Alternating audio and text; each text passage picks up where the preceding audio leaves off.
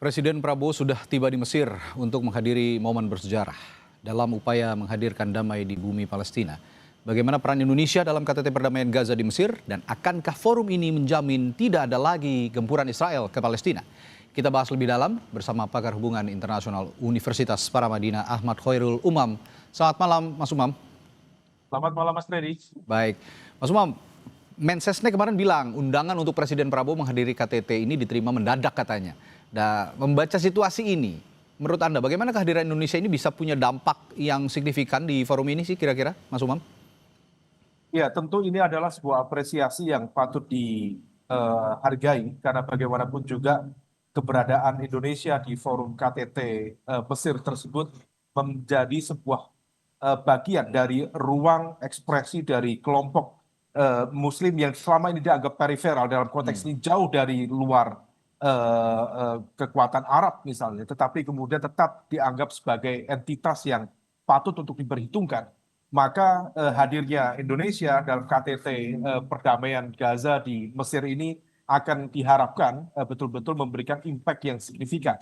Tetapi fokus utamanya adalah bagaimana kemudian meletakkan KTT ini bukan hanya sekedar komunike, tetapi memang betul-betul bisa menjadi sebuah keputusan yang mengikat sehingga kemudian bisa dijalankan di lapangan dan kemudian apa yang diharapkan dari keberadaan perdamaian yang memang kemudian sifatnya permanen itu bisa dilakukan.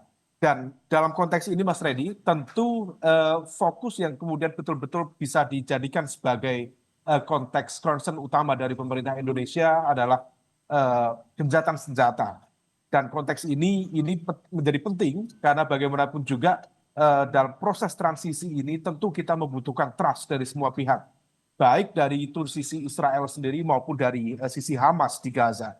Maka ruang gencatan senjata ini betul-betul diharapkan bisa dijalankan dengan optimal, bisa dijalankan sesuai dengan proporsi yang memang kemudian betul-betul kita bisa memaknainya sebagai sebuah langkah yang memang signifikan untuk menuju perdamaian, tapi juga di saat yang sama ini bisa membuka bagi langkah-langkah lebih lanjut yang jauh lebih strategis, yaitu humanitarian access quarantine, kemudian pertukaran tahanan yang saat ini juga sudah mulai dilakukan, dan juga yang terpenting adalah kerangka rekonstruksi Gaza.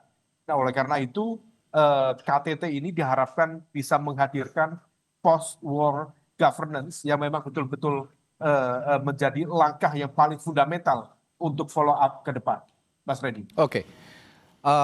Lalu yang ingin saya tanyakan juga soal kontribusi atau peran Indonesia kira-kira yang perlu dilakukan untuk mendorong dan menjamin tidak ada serangan lagi ke Gaza, karena ini kan sebenarnya besok atau hari forum yang akan diselenggarakan di Mesir ini kan sangat-sangat bersejarah, termasuk sejarah juga untuk Indonesia karena presiden kita Pak Prabowo Subianto dilibatkan di dalamnya. Tapi kira-kira itu tadi pertanyaan saya, kontribusi Indonesia yang perlu dilakukan untuk mendorong dan menjamin tidak ada lagi serangan ke Gaza itu bagaimana, Mas Umam? Ya, memang ini tidak mudah ya, karena dalam situasi transisi basis trust itu seringkali kemudian diuji, dan dalam konteks itu biasanya eskalasi di tingkat lapangan itu seringkali kemudian bisa menciptakan strategic miscalculation dalam skala yang lebih luas. Nah, oleh karena itu yang bisa dilakukan tentu di fase ini adalah kemampuan untuk membentuk contact person, contact group, baik itu yang berisi dari Indonesia, Mesir, Qatar, Saudi Arabia, Turki tentunya yang kemarin juga menjadi bagian dari yang terdepan dalam melakukan komunikasi dengan Hamas, untuk kemudian bisa membangun trust itu bukan hanya dari sisi Amerika yang kemudian bisa dianggap sebagai titik kunci dari Israel, tetapi juga membangunkan trust bagi teman-teman yang ada di Palestina, dalam konteks ini adalah Hamas. Memang ini tidak mudah karena memang kedua belah pihak tentu sudah dihadapkan pada sebuah situasi yang basisnya adalah kecurigaan.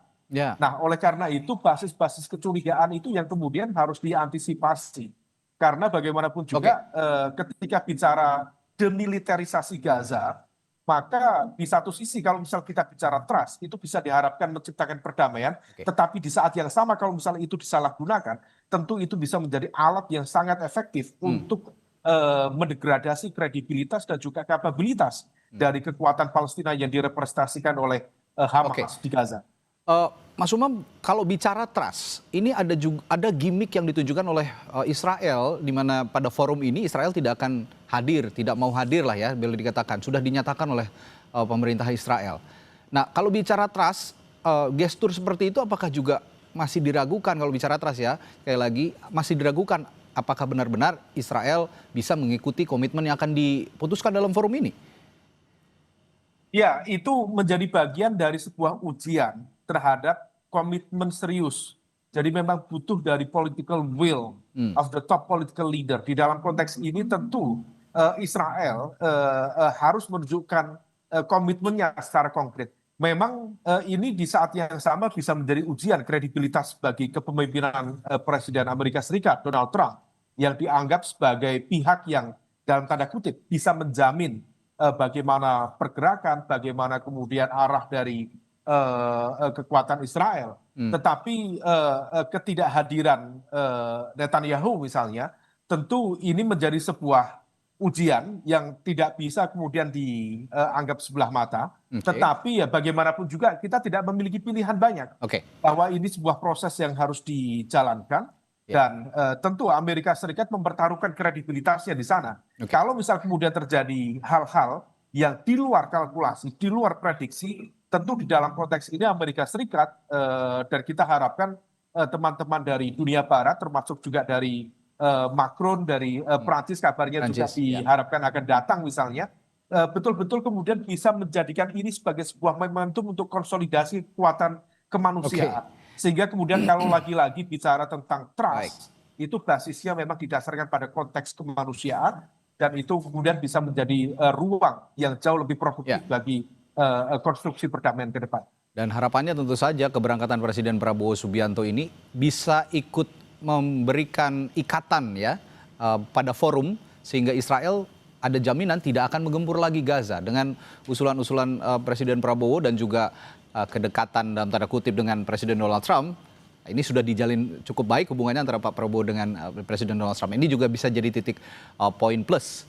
untuk bisa mengikat, sekali lagi mengikat Israel tidak akan menggempur Gaza dalam forum ini diputuskan. Satu poin tambahan Mas Reddy, kalau misal kemudian demikian, yang bisa dilakukan adalah membawa hasil dari KTT perdamaian di Mesir ini untuk kemudian nanti ke depan naik menjadi poin yang dibahas dan juga memang mendapatkan kredibilitas dukungan dari Dewan Keamanan PBB.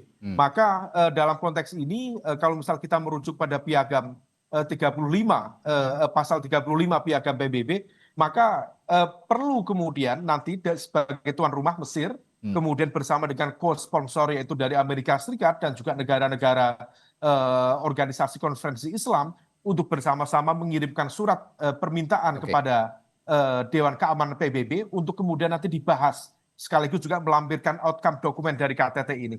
Kalau misal ini kemudian terus perlahan bisa dibangun trust-nya, step by step bisa dilakukan, kita harapkan ada hasil yang jauh lebih baik ke depan. Mas Reddy.